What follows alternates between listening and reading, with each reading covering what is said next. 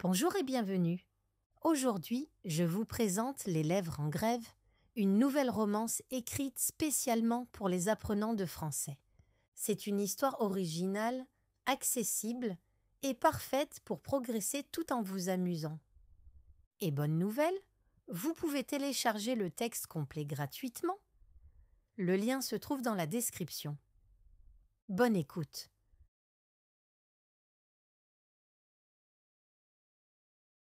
Chapitre 1. Signal rouge.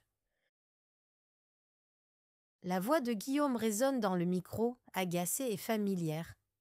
Contrôle, ici RER B 4521. Je répète, pourquoi je suis sur la voie de service? Violette ajuste ses lunettes et regarde son écran. Le petit point bleu qui représente le train de Guillaume clignote sur la voie 3, exactement où elle l'a envoyé. Elle sourit légèrement, un sourire froid, précis. Train 4521, vous êtes sur la voie de service parce que la voie principale est occupée. Occupée par quoi? Il n'y a rien. Violette vérifie son tableau de signalisation. Effectivement, la voie principale est libre maintenant. Mais Guillaume ne le sait pas encore. Train 4521, suivez les signaux et arrêtez de discuter. Un silence. Puis, Violette, tu te moques de moi? Elle déteste quand il utilise son prénom. Au travail, c'est Contrôle ou Madame Martin. Pas Violette, jamais Violette. Conducteur du bois, utilisez les termes réglementaires ou je ferme la communication. Ah! Madame la régulatrice veut jouer avec les règlements, comme d'habitude. Les autres collègues du poste d'aiguillage lèvent la tête. Encore une dispute entre Violette et Guillaume. C'est le spectacle quotidien. Violette inspire profondément. Guillaume Dubois, conducteur depuis 8 ans, spécialiste des lignes de banlieue, est l'homme le plus irritant de toute la SNCF. Il conduit vite, il parle fort, il conteste tout, et surtout, il pense qu'elle ne comprend rien au train. Train 4521, la voie principale est maintenant libre. Vous pouvez y retourner. Maintenant? Après m'avoir fait perdre 12 minutes? Vous avez perdu 12 minutes parce que vous avez discuté au lieu de suivre les instructions. J'ai discuté parce que tes instructions ne servaient à rien. Tes instructions. Encore le tutoiement. Violette sent la colère monter dans sa poitrine. Conducteur du bois, je vous rappelle que je coordonne 43 trains sur ce secteur en ce moment. Si vous pensez pouvoir faire mieux, je vous invite à passer le concours de régulateur. Et moi, je te rappelle que je conduis des trains avec de vrais passagers dedans. Pas des petits points sur un écran. Cette fois, c'est trop. Violette appuie sur le bouton rouge. Signal d'arrêt d'urgence. Le train de Guillaume s'arrête immédiatement. Mais qu'est-ce que tu fais? Je fais mon travail, conducteur du bois. Un conducteur qui ne respecte pas les consignes de sécurité est un danger. Vous restez à l'arrêt jusqu'à nouvel ordre. Tu es complètement folle. Mes passagers vont être en retard. Vos passagers seront en sécurité. C'est plus important. Violette coupe la communication et enlève son casque. Ses mains tremblent un peu. Guillaume la rend dingue, mais elle ne peut pas se permettre de craquer. Elle est professionnelle. Elle est précise. Elle ne fait pas d'erreur. Son collègue Marc s'approche. Encore une bataille avec Dubois? Ce n'est pas une bataille. C'est de la discipline. Tu sais qu'il va porter plainte? Violette hausse les épaules. Guillaume porte plainte au moins une fois par mois. Et elle écrit des rapports sur son comportement dangereux au moins une fois par semaine. Qu'il porte plainte. Moi aussi, je vais en porter une. Marc sourit. Vous allez vous tuer, tous les deux. Violette remet son casque et regarde son écran. Le petit point bleu de Guillaume clignote toujours sur la voie 3, immobile. Elle imagine sa colère là-bas, dans sa cabine de conduite. Il doit frapper le tableau de bord. il doit crier tout seul. Tant mieux. Elle appuie sur le bouton de communication. Train 4521, vous pouvez reprendre la circulation. Respectez les signaux. La réponse arrive immédiatement. Reçu, la reine du bouton rouge. Violette ferme les yeux. La reine du bouton rouge. Le surnom qu'il lui a donné après qu'elle a arrêté son train pour la première fois, il y a 3 ans. Tous les conducteurs le connaissent maintenant. Guillaume Dubois va payer pour ça. Elle ouvre son ordinateur et commence à taper. Rapport d'incident. Conducteur G, Dubois, ligne RER-B, non-respect des consignes de sécurité. La guerre continue.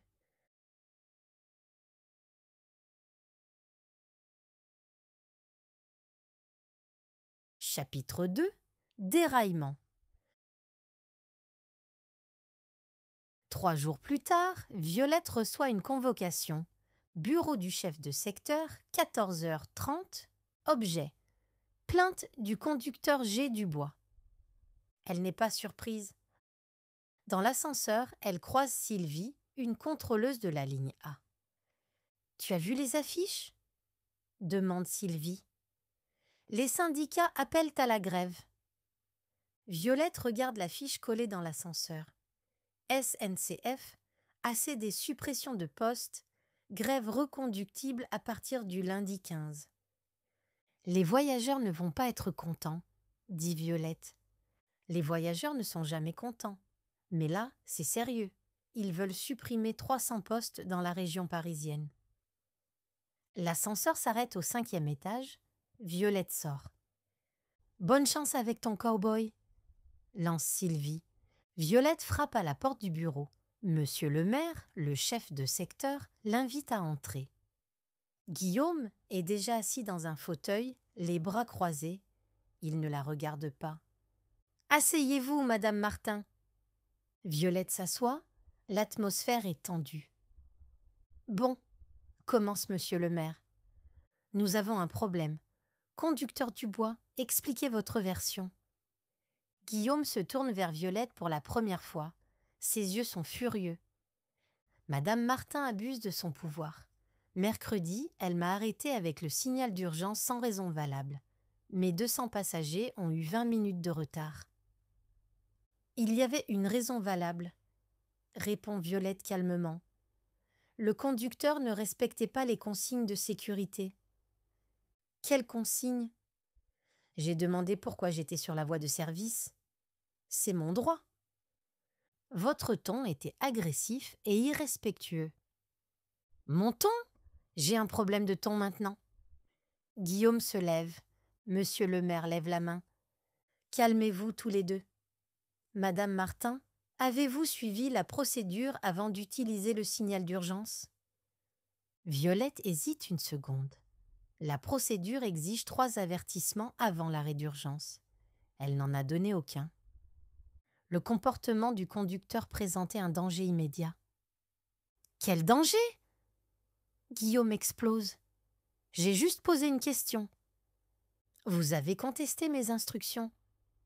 Vous avez utilisé le tutoiement. Vous avez critiqué mes compétences. Parce que vous me détestez. Depuis 3 ans, vous me donnez les pires créneaux, les lignes les plus compliquées. Je vous donne les créneaux selon les besoins du service. Menteuse ! Arrêtez ! Crie monsieur le maire. Ça suffit ?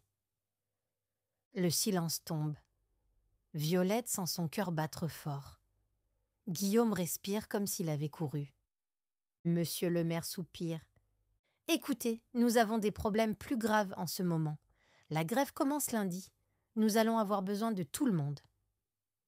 Il regarde Violette, puis Guillaume. Madame Martin, vous allez présenter des excuses officielles au conducteur Dubois. Et vous, conducteur, vous allez retirer votre plainte. Jamais, disent-ils en même temps. Monsieur le maire se frotte les tempes. Dans ce cas, je transmets vos dossiers aux ressources humaines. Ça peut aller jusqu'à la sanction disciplinaire. Pour vous deux. Violette pâlit.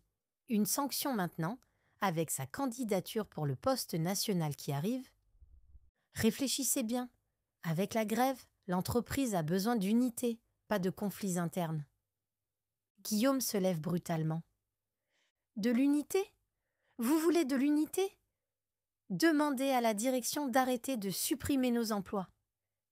Il se dirige vers la porte puis se retourne vers Violette. Et vous, Madame la Parfaite, j'espère que votre petit pouvoir vous tient chaud la nuit.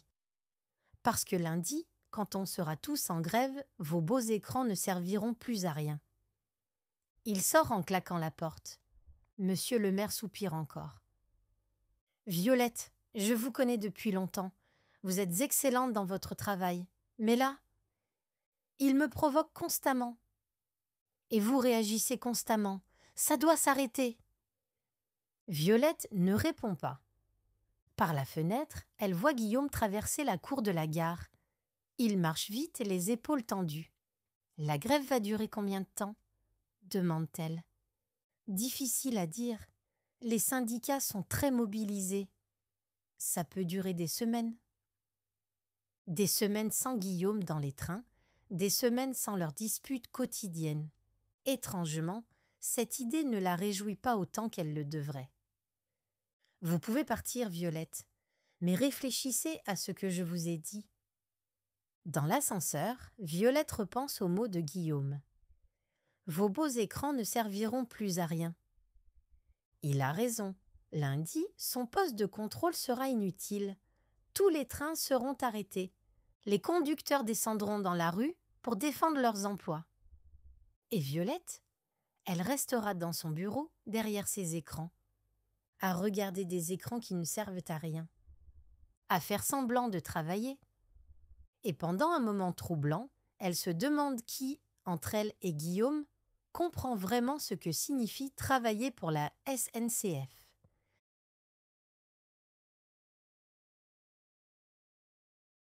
Chapitre 3. Tous en grève. Lundi matin, Violette arrive à la gare du Nord avec son badge et son café habituel. L'atmosphère est étrange, trop silencieuse. Pas de train. Dans le hall, des groupes de cheminots portent des brassards rouges et des banderoles. Elle reconnaît des visages familiers, des conducteurs, des contrôleurs, des agents de maintenance. Tous en grève. Elle prend l'escalator vers les bureaux. À mi-chemin, une voix l'appelle. « Violette, qu'est-ce que tu fais ?» C'est Sylvie, avec un brassard CGT et une pancarte. « Nos emplois ne sont pas à vendre. »« Je vais travailler, » répond Violette. « Il faut bien que quelqu'un… » « Quelqu'un quoi ?» Sylvie rit. « Tu vas contrôler quoi ? Il n'y a pas un seul train qui roule ?»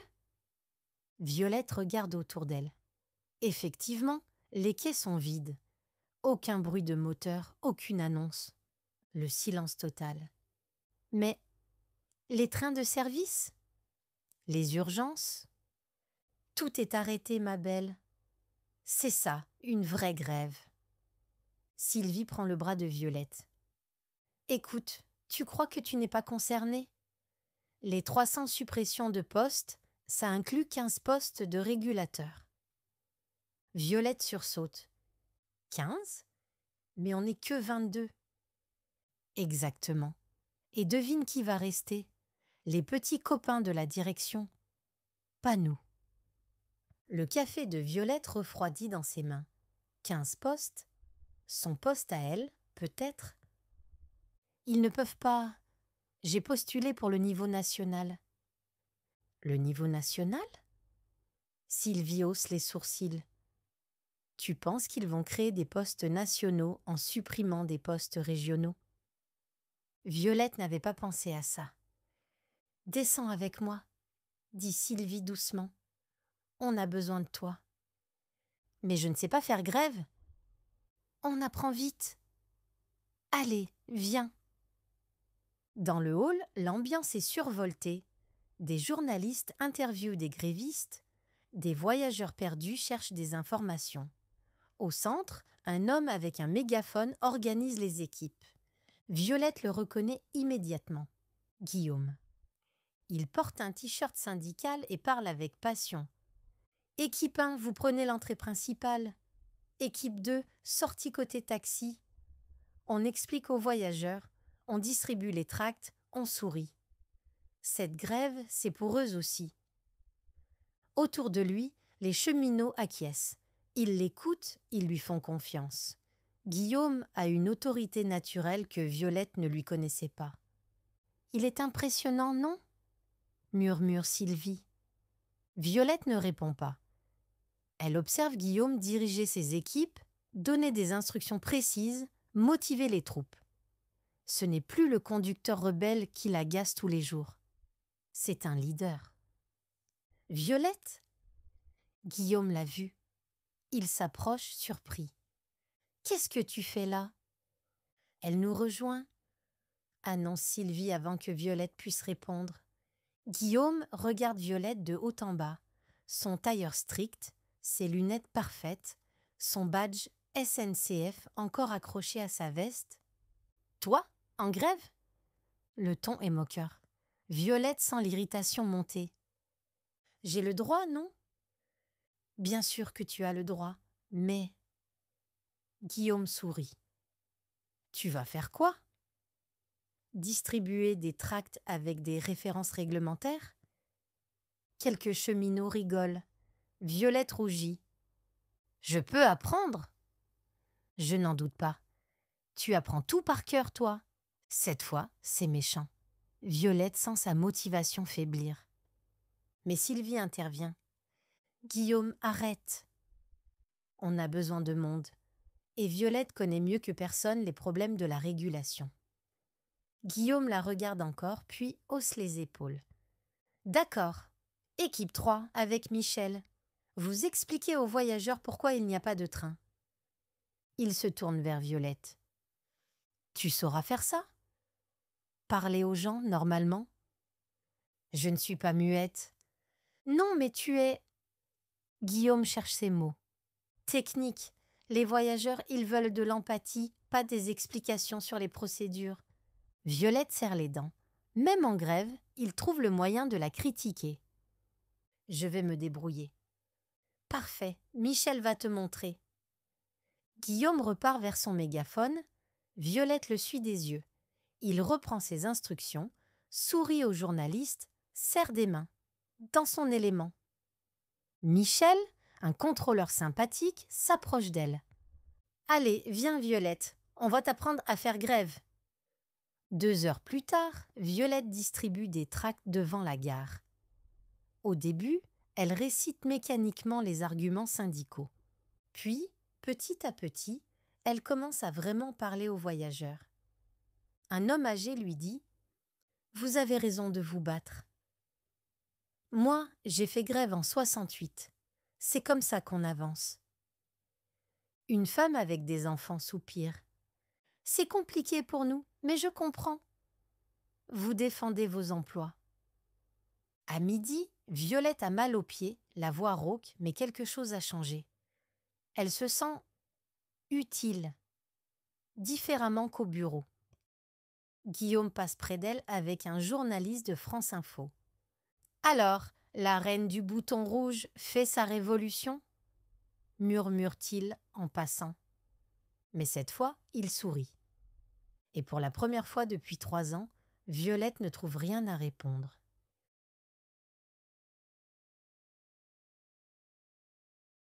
Chapitre 4. Changement de voix. Les mains de Violette commencent à s'habituer aux banderoles rugueuses et aux tracts qui tachent les doigts. 3 jours qu'elle fait grève et elle ne pensait jamais dire ça, mais ça lui plaît. Elle ajuste une banderole avec Michel quand elle entend la voix familière de Guillaume derrière elle. « Non, vous ne comprenez pas. Ce n'est pas juste une question de salaire. » Elle se retourne. Guillaume discute avec une journaliste de BFM TV. La caméra tourne. « Nous sommes en train de tuer le service public, » continue Guillaume. « Chaque poste supprimé, c'est moins de sécurité, moins de ponctualité, moins de qualité pour les voyageurs. » Violette s'arrête de travailler. Elle n'a jamais entendu Guillaume parler comme ça. « Mais les usagers sont pénalisés par votre grève, » dit la journaliste. Guillaume sourit, mais ses yeux restent sérieux. « Les usagers sont pénalisés tous les jours par les retards, les pannes, les trains bondés. Vous savez pourquoi ? Parce qu'on n'a plus assez de personnel pour maintenir le réseau correctement. » Il désigne la gare derrière lui. Cette gare, avant, elle avait 50 agents de maintenance. Aujourd'hui, ils sont 20. Comment voulez-vous qu'ils fassent le même travail ? Violette l'écoute, fascinée. Guillaume parle avec une précision qu'elle ne lui connaissait pas. Il cite des chiffres, des statistiques, des exemples concrets. Et puis, continue-t-il, nous, les cheminots, on aime notre métier. Moi, ça fait 8 ans que je conduis des trains.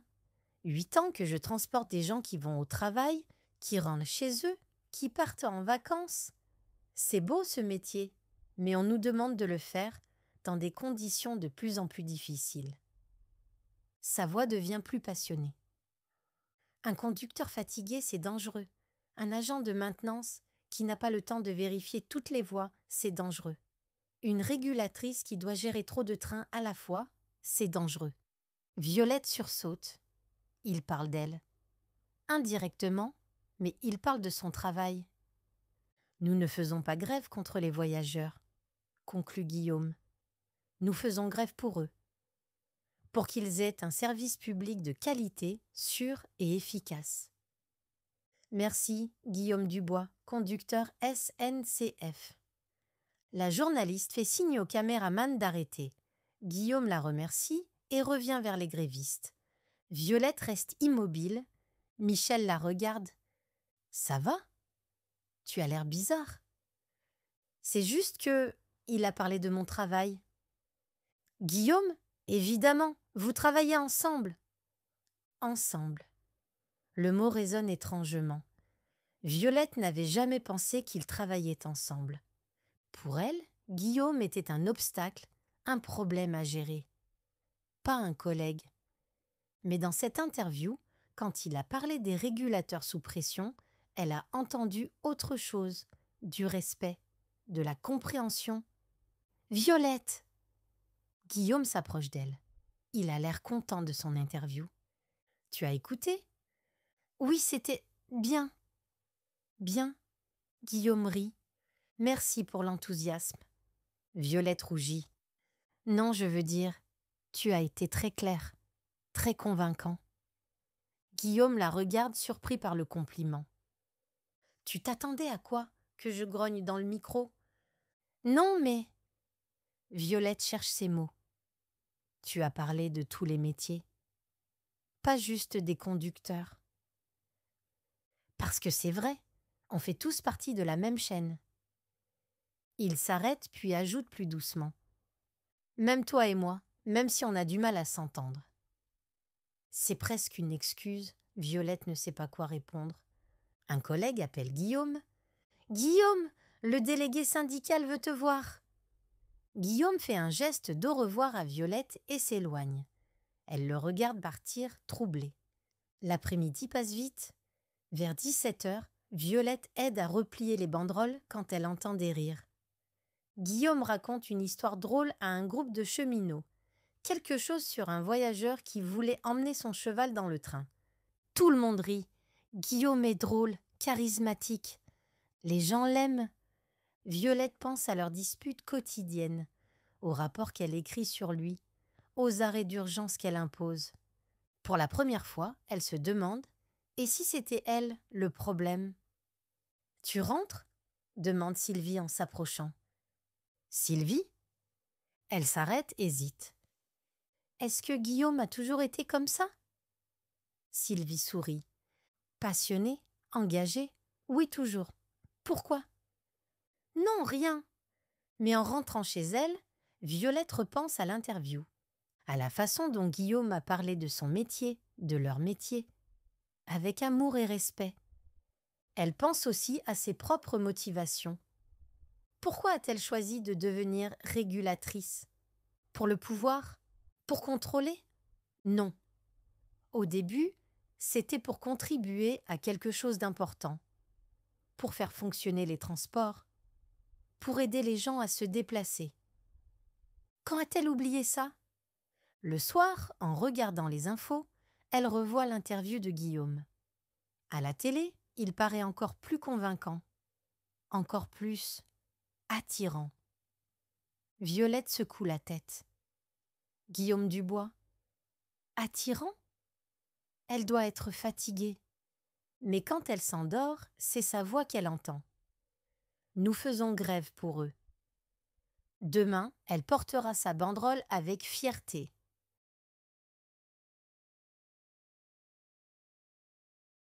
Chapitre 5. Correspondance. Le vendredi matin, il pleut. Une pluie fine et froide qui traverse les vestes et trempe les banderoles. La plupart des grévistes se réfugient sous les auvents de la gare. Violette et Guillaume se retrouvent seuls, près de l'entrée principale, à distribuer des parapluies aux voyageurs qui arrivent encore, par habitude, chercher leur train. « Merci, » dit une dame âgée en prenant un parapluie. « Vous faites bien de vous battre. Mon mari était cheminot. Il serait fier de vous. » Elle s'éloigne sous la pluie. Guillaume regarde Violette. « Tu entends ça souvent ?»« Quoi ?»« Les gens qui nous soutiennent. Qui comprennent ?» Violette réfléchit. Depuis lundi, elle a entendu beaucoup de témoignages comme ça. Des anciens cheminots, des usagers fidèles, des gens qui défendent le service public. Oui, plus que je pensais. Guillaume sourit. Au début, j'avais peur qu'on nous déteste, qu'on nous voie comme des privilégiés qui se plaignent. Et maintenant ? Maintenant, je vois qu'on fait partie de quelque chose de plus grand. Ils regardent la gare vide derrière eux. Mon père était mécanicien. Il réparait les locomotives à vapeur. Il me racontait que les cheminots, c'était une famille, pas juste un métier. Violette ne savait pas ça. Elle imagine Guillaume enfant, écoutant les histoires de son père. « C'est pour ça que tu es devenu conducteur ?»« En partie. Et aussi parce que… » Guillaume hésite. « J'aime l'idée de conduire quelque chose d'utile, de transporter des gens vers leur vie. » Il la regarde. « Et toi ? Pourquoi la régulation ?» Violette n'a jamais vraiment expliqué ça à personne, même pas à sa famille. « J'aime organiser, je suppose. Coordonner, faire en sorte que tout fonctionne. Comme un chef d'orchestre ?» L'image la surprend. « Oui, peut-être. Sauf que mes musiciens sont des trains de 10 tonnes. » Guillaume rit. « Et nous, les conducteurs, on était violons rebelles ?» Plutôt des cuivres, bruyants et difficiles à maîtriser. Cette fois, ils éclatent de rire ensemble. C'est la première fois. Un homme s'approche, l'air agacé. « C'est quand que vous arrêtez votre cirque ? J'ai un rendez-vous important. » Guillaume va répondre, mais Violette le devance. « Monsieur, nous comprenons votre frustration. Mais nous nous battons pour que vous ayez, à l'avenir, un service de transport fiable et de qualité. » L'homme grogne et s'éloigne. Guillaume regarde Violette impressionné. « Pas mal, diplomate mais ferme. »« J'apprends vite. »« Oui, j'ai remarqué. »« Tu n'es pas la même qu'au bureau. » Violette se demande si c'est un compliment. « Différente comment ? » ?»« Plus humaine. » Ça fait mal et plaisir à la fois. Je ne suis pas un robot, Guillaume. « Non, mais au travail, tu fais tout pour le paraître. » Il a raison. Au bureau, Violette cache ses émotions, ses doutes, ses peurs. Elle porte son masque de professionnelle parfaite. « C'est plus facile, » dit-elle doucement. « Si je montre mes faiblesses, on me respectera moins. » Quelle faiblesse ? Violette hésite. Puis la pluie, l'intimité du moment, la fatigue de la semaine la poussent à parler. « J'ai peur. » Peur de faire une erreur qui causerait un accident. Peur d'envoyer un train sur la mauvaise voie. Peur qu'un jour, à cause de moi, des gens soient blessés. Guillaume ne dit rien, il l'écoute. Alors je vérifie tout 10 fois. Je suis strict, je ne prends aucun risque. Même avec moi? Surtout avec toi. Guillaume fronce les sourcils. Pourquoi surtout avec moi? Violette rougit. Comment expliquer que Guillaume la déstabilise? Qu'il la met en colère et que la colère lui fait perdre sa concentration? Tu ne suis pas toujours les règles? Ça me rend nerveuse. Je ne mets jamais personne en danger. Je sais. Maintenant je sais. Ils se regardent. La pluie continue de tomber, mais ni l'un ni l'autre ne bouge. Violette. Oui? Ces 3 dernières années, je pensais que tu me détestais personnellement. Et moi, je pensais que tu me provoquais exprès. On s'est trompés tous les deux. Guillaume tend la main vers elle. Violette la regarde puis la prend. Sa main est chaude, rugueuse, rassurante. Correspondance? Dit-il en souriant. Correspondance, répond-elle. C'est le terme qu'ils utilisent quand un voyageur change de ligne. Une transition, un passage d'un chemin à un autre. Aujourd'hui, sous la pluie, Violette et Guillaume changent de ligne. Ils passent de l'hostilité à autre chose. Quelque chose de plus dangereux. Quelque chose qui ressemble à de l'amitié. Ou peut-être plus.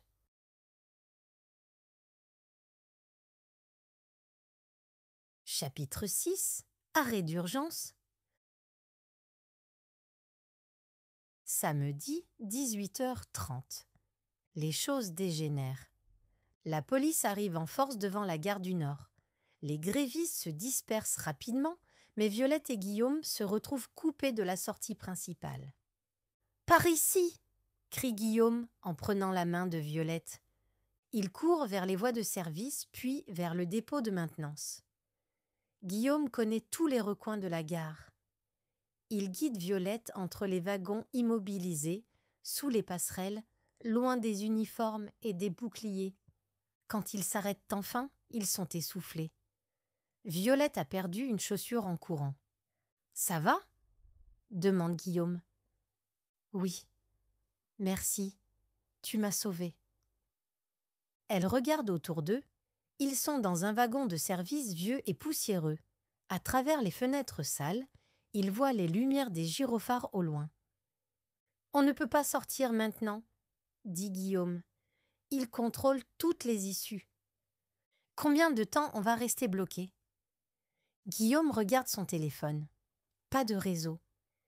Jusqu'à ce que ça se calme, quelques heures peut-être.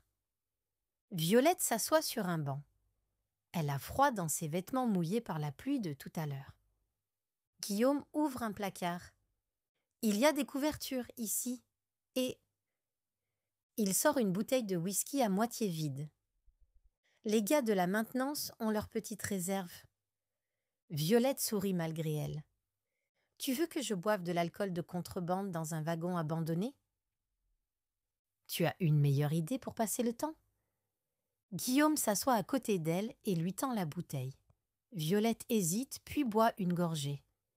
L'alcool lui brûle la gorge mais la réchauffe. « Pas mal, » dit-elle en toussant un peu. Guillaume rit et boit à son tour. Il se passe la bouteille en silence, écoutant les sirènes au loin. « Guillaume, je t'écoute. Pourquoi tu m'aides? Après toutes nos disputes ?» Guillaume la regarde longuement. « Parce que tu n'es pas celle que je croyais. » « Comment ça? Je pensais que tu étais froide, arrogante, que tu me détestais. Et maintenant ?» Guillaume se rapproche d'elle sur le banc. « Maintenant, je vois que tu as peur, que tu te protèges, que tu es... » Il s'arrête, cherche ses mots. « Que tu es quoi? » « Belle. » Le mot tombe entre eux comme une pierre dans l'eau. Violette sent son cœur s'accélérer. Guillaume. « Je sais. C'est compliqué. On travaille ensemble. On s'est détesté pendant 3 ans. On ne s'est pas détesté. On s'est mal compris. Guillaume sourit. C'est mieux? C'est différent. Ils sont très proches maintenant. Violette sent l'odeur de Guillaume, son aftershave mélangé à la sueur de la journée, l'odeur du travail et de l'effort. Violette. Quoi? Arrête-moi si tu ne veux pas. Mais elle ne l'arrête pas. Quand Guillaume pose ses lèvres sur les siennes, elle ferme les yeux et répond à son baiser. C'est doux d'abord, hésitant, puis plus passionné. Guillaume caresse ses cheveux, son visage. Violette sent ses mains fortes, ses avant-bras musclés qu'elle avait remarqués plus tôt. « On ne devrait pas », murmure-t-elle contre ses lèvres. « Pourquoi ?»« Parce que... Mais Violette ne trouve pas de raison valable. Pas maintenant, dans ce wagon isolé, avec Guillaume qui la regarde comme si elle était la chose la plus précieuse au monde. « Tu penses trop », dit Guillaume en souriant. « C'est mon métier, pas ce soir. » Il l'embrasse encore plus intensément. Cette fois, Violette se laisse aller. Elle passe ses bras autour de son cou, sent ses muscles sous le tissu de sa chemise. Guillaume caresse son dos, sa taille. Ses mains sont chaudes à travers le tissu fin de son chemisier. « Tu es sûre ?»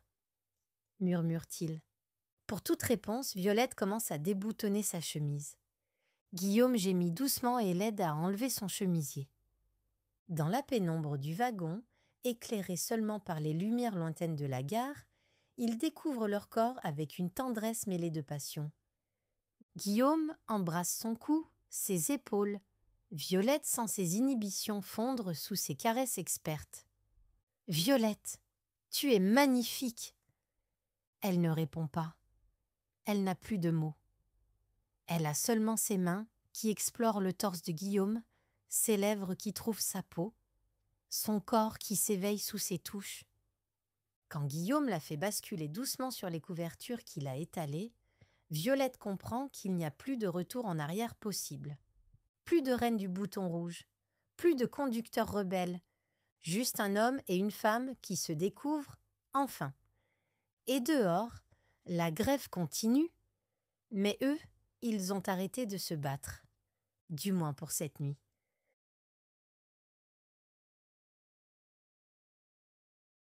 Chapitre 7. Fin de service. Violette se réveille dans les bras de Guillaume. La lumière grise du matin filtre à travers les fenêtres sales du wagon. Elle sent la chaleur de son torse contre son dos, son bras autour de sa taille. Ses vêtements sont éparpillés sur le sol métallique. La réalité la frappe comme un train lancé à pleine vitesse. Elle a couché avec Guillaume Dubois. Guillaume Dubois, l'homme qu'elle détestait il y a 1 semaine. Guillaume qui connaît maintenant chaque centimètre de sa peau. Guillaume qui l'a fait gémir son nom dans l'obscurité. Violette ferme les yeux, troublée. Que va-t-il se passer maintenant? « Bonjour » murmure Guillaume contre son oreille. Sa voix est rauque, encore endormie. Violette sent son souffle chaud sur sa nuque et frissonne. « Bonjour » Guillaume resserre son étreinte et dépose un baiser léger sur son épaule. « Tu as bien dormi ?»« Oui, et toi ?»« Très bien, mieux que ça fait longtemps. » Il caresse doucement son bras. Violette se détend malgré elle. C'est agréable cette intimité nouvelle. Dangereux, mais agréable. « Quelle heure il est ?» demande-t-elle.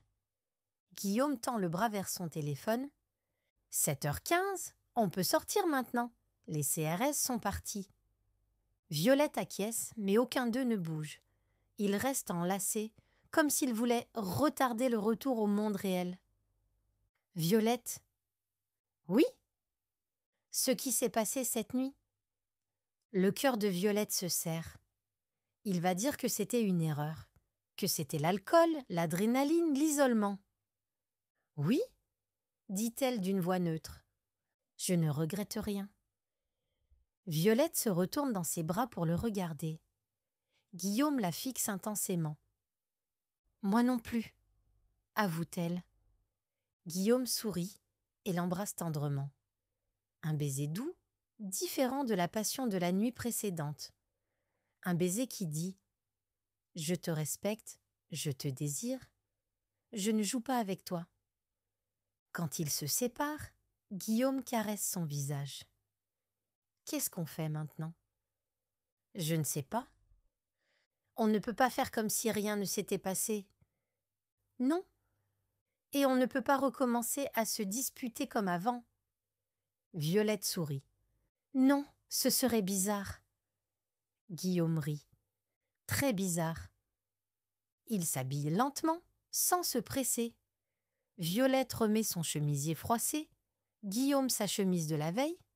Chaque geste est chargé de sensualité, de complicité nouvelle.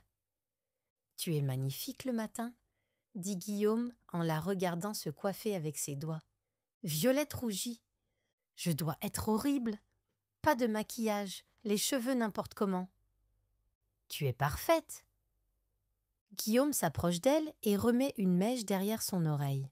Le geste est tendre, intime. Guillaume. « Oui. » Au travail, quand la grève sera finie. On verra bien. Mais les gens vont parler. Les collègues. Guillaume prend ses mains dans les siennes. Violette, regarde-moi. Elle lève les yeux vers lui. Est-ce que tu as envie qu'on arrête? Maintenant, tout de suite? Violette réfléchit. Elle pourrait dire oui, remettre son masque professionnel, prétendre que cette nuit était juste un écart, retourner à sa vie ordonnée, prévisible. Mais quand Guillaume la regarde comme ça, quand il lui tient les mains avec cette douceur, non.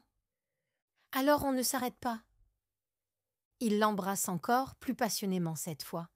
Violette répond à son baiser avec une intensité qui la surprend elle-même. Guillaume. Quoi? Si on reste ici encore une minute, on ne va jamais sortir de ce wagon. Guillaume sourit contre ses lèvres. Et c'est un problème? Violette rit et le pousse gentiment. Les autres vont s'inquiéter. D'accord, d'accord.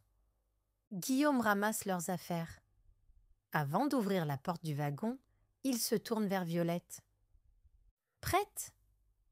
Prête. Mais quand ils sortent dans la lumière du matin, main dans la main, Violette sait que rien ne sera plus jamais pareil. La grève continue, mais leur guerre personnelle, elle, est définitivement terminée. Place à autre chose. Quelque chose qui commence à ressembler à de l'amour.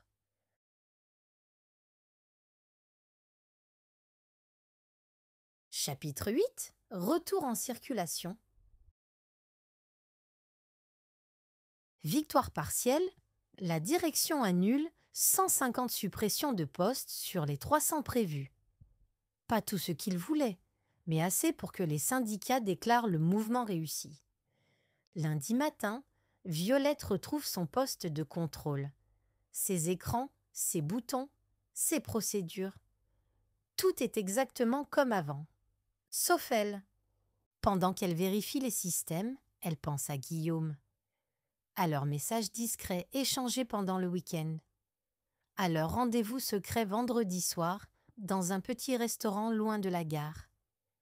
À la façon dont il l'a embrassée contre sa porte d'entrée, comme s'il ne pouvait pas s'en empêcher. « Violette ?» Marc, son collègue, l'interrompt dans ses pensées. « Monsieur le maire veut te voir. Tout de suite. » Le bureau du chef de secteur. Violette rajuste sa veste et y va. En chemin, elle croise Guillaume qui sort des vestiaires en uniforme de conducteur. Leurs yeux se rencontrent. Guillaume lui fait un petit sourire discret. Violette sent son cœur s'accélérer, mais elle garde un visage neutre. Au travail, ils ont décidé de rester professionnels, du moins d'essayer. « Entrez, Violette. » Monsieur le maire a l'air content. Il lui désigne un fauteuil. « Asseyez-vous, j'ai de bonnes nouvelles. » Violette s'installe intriguée.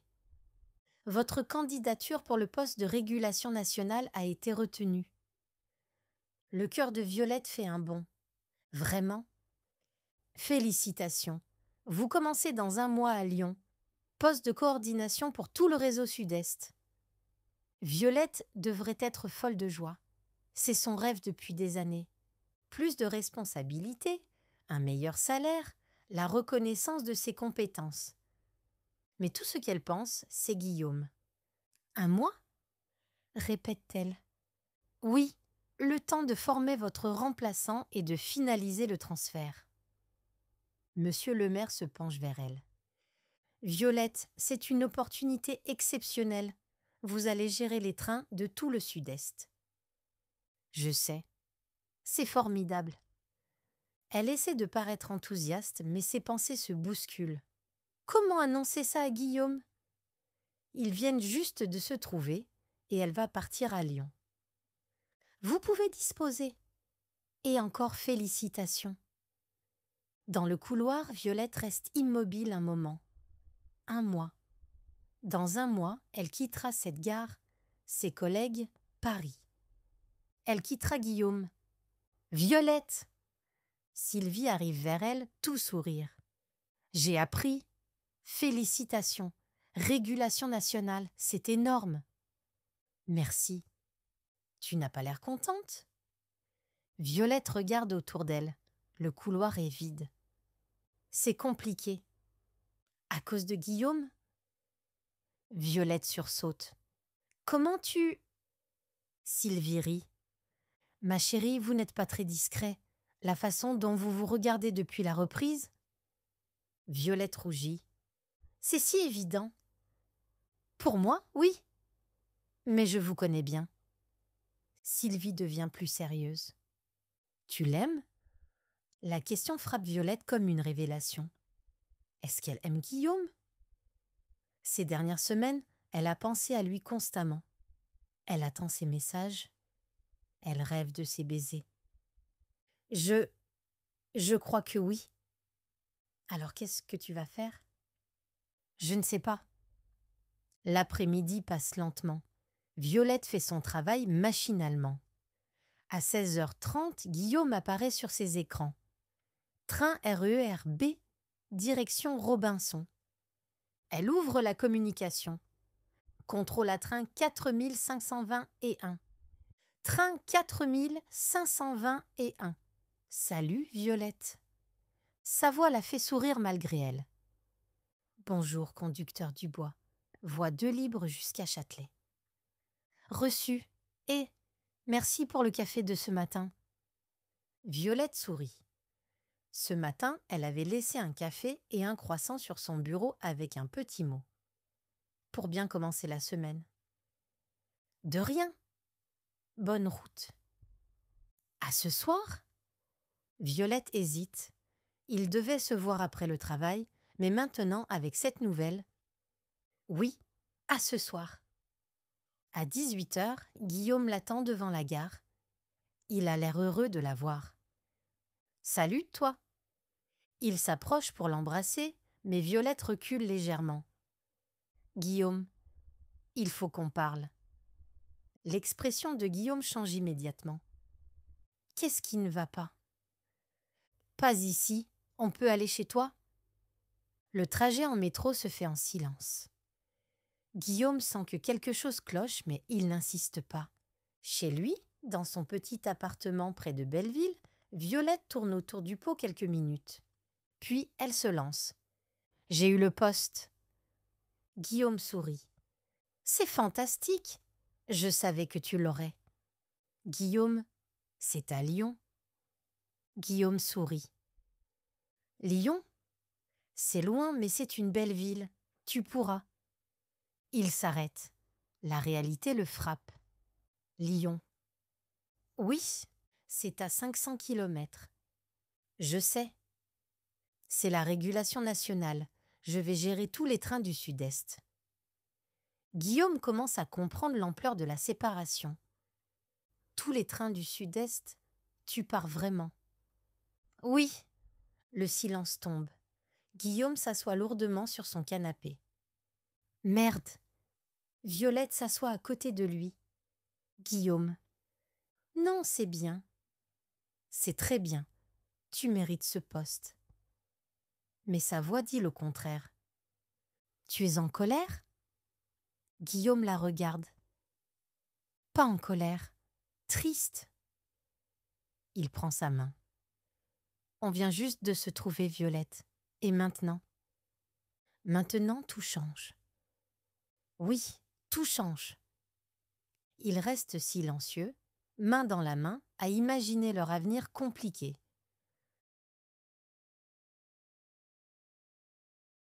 Chapitre 9, Terminus. Un mois plus tard. 6 heures du matin, quai 3 de la gare du Nord. Le premier TGV pour Lyon part dans 15 minutes. Violette attend seule sur le quai vide, sa valise à ses pieds. Ses cartons sont déjà dans son nouveau bureau. Sa nouvelle vie l'attend. Elle regarde sa montre. Guillaume devait venir lui dire au revoir, mais peut-être qu'il a changé d'avis. Ces dernières semaines ont été difficiles. Ils se sont vus moins souvent, comme s'ils essayaient de se déshabituer l'un de l'autre. Violette. Elle se retourne. Guillaume arrive en courant, essoufflé. Il porte encore son uniforme de la veille. Il a dû finir tard. « Tu es venu ?»« Bien sûr que je suis venu. » Ils se regardent, gênés. Un mois de distance les a rendus timides. « Alors, c'est le grand jour ?» dit Guillaume. « Oui. Tu es prête ?» Violette hausse les épaules. Autant qu'on peut l'être.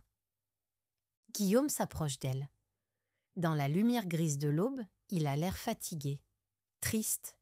« Tu vas me manquer. »« Toi aussi. » Il sourit, mais c'est un sourire forcé. « Tu vas diriger le trafic de tout le Sud-Est. Tu réalises ? » J'essaie de ne pas y penser, sinon je panique. Guillaume rit, plus naturellement cette fois. « Toi ? Paniquer ? La reine du bouton rouge qui panique ? Arrête avec ce surnom. Jamais. C'est comme ça que je t'ai connue. » Violette sourit malgré elle. Ce surnom qu'elle détestait tant lui semble presque affectueux maintenant. « Guillaume ? » ?»« Oui ? » « Ces dernières semaines, on s'est à peine parlé. » Guillaume regarde ses pieds. « Je sais. C'était plus facile. » « Plus facile de quoi ? » ?»« De te laisser partir. » Les mots font mal. Violette sent ses yeux picoter. « Tu me laisses partir ?» Guillaume lève les yeux vers elle. « Qu'est-ce que tu veux que je fasse ? » ?»« Que je te demande de refuser le poste. » »« Non. »« Que je te suive ? Qu'on essaie une relation à distance ?» Violette ne répond pas. Elle y a pensé, bien sûr, mais Guillaume a raison. C'est compliqué. « Tu vas routing tout le Sud-Est maintenant, » continue Guillaume. « Guess I'm just another stop. » Il utilise l'anglais, comme il le fait parfois quand il est ému.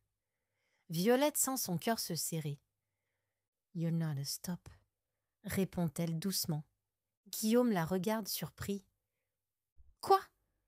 Violette s'approche de lui. Elle pose ses mains sur son torse, sent son cœur battre sous ses paumes. « Tu n'es pas juste un arrêt dans ma vie.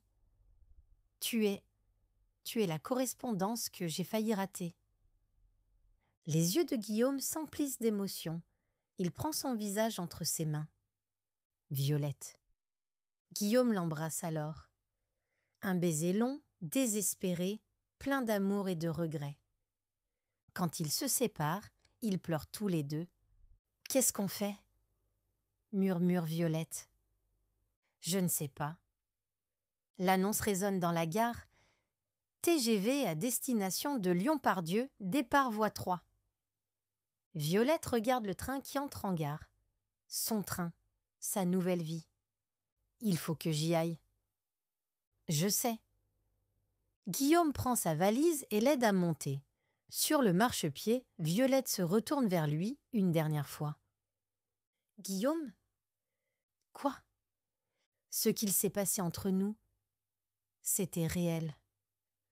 Guillaume sourit à travers ses larmes. Pour moi aussi. Les portes se ferment, Violette trouve une place côté fenêtre et regarde Guillaume sur le quai. Il lève la main.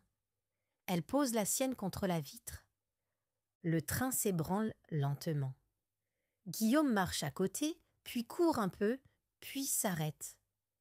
Violette le regarde disparaître, seule dans son wagon presque vide. Dehors, Paris s'éveille. Une nouvelle journée commence, une nouvelle vie commence, mais dans son cœur, quelque chose se termine. Quelque chose qui avait à peine eu le temps de commencer. Violette ferme les yeux et sent son téléphone vibrer. Un message. Elle hésite, puis regarde l'écran et sourit à travers ses larmes.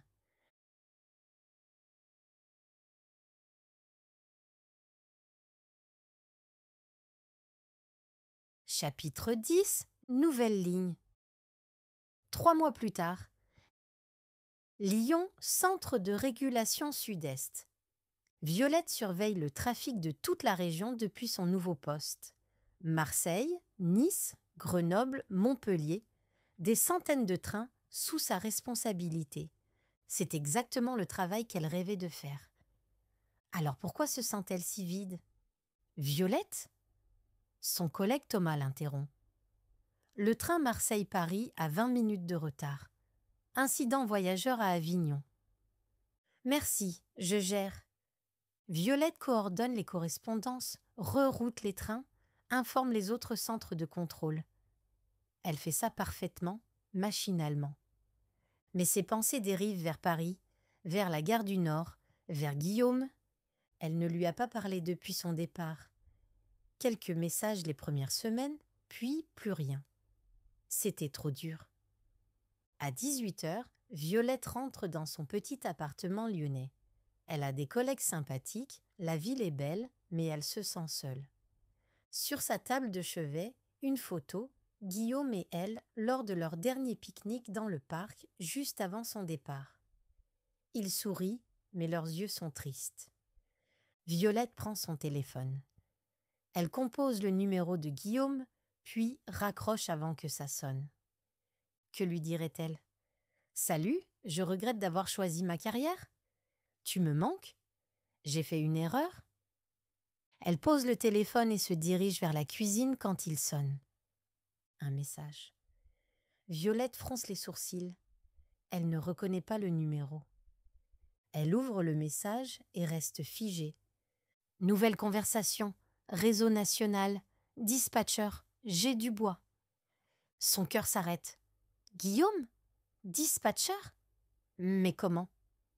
Un deuxième message arrive. Si tu veux t'engager dans un autre conflit, je suis dispo vendredi soir. Violette fixe l'écran incrédule. Elle appelle immédiatement. Guillaume. Salut Violette. Sa voix. Sa voix qu'elle n'a pas entendue depuis 3 mois. Comment? Qu'est-ce que... Tu es dispatcher? Guillaume rit. Surprise! J'ai passé le concours après ton départ. Et devine où on m'a envoyé? Non. Lyon, centre de régulation sud-est. Je commence lundi. Violette s'assoit sous le choc. Tu as quitté la conduite? Pour moi?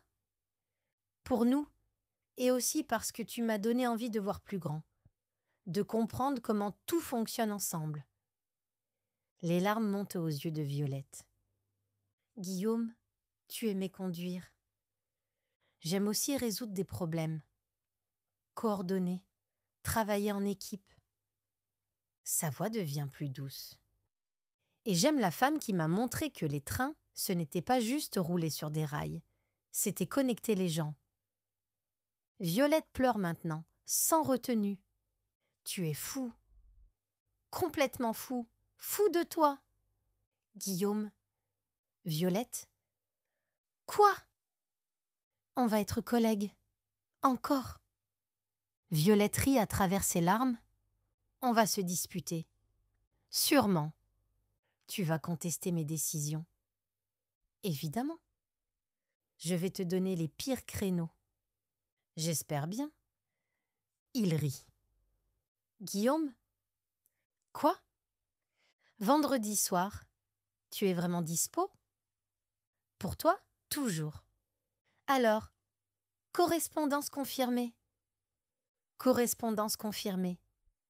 Violette regarde par sa fenêtre. Au loin, elle aperçoit les voies ferrées qui brillent dans la lumière du soir. Des voies qui relient Lyon à toute la France, à tous les possibles. Demain, Guillaume sera dans le train qui l'amènera vers elle, vers leur nouvelle vie, leur nouvelle ligne, et cette fois, ils rouleront ensemble vers la même destination.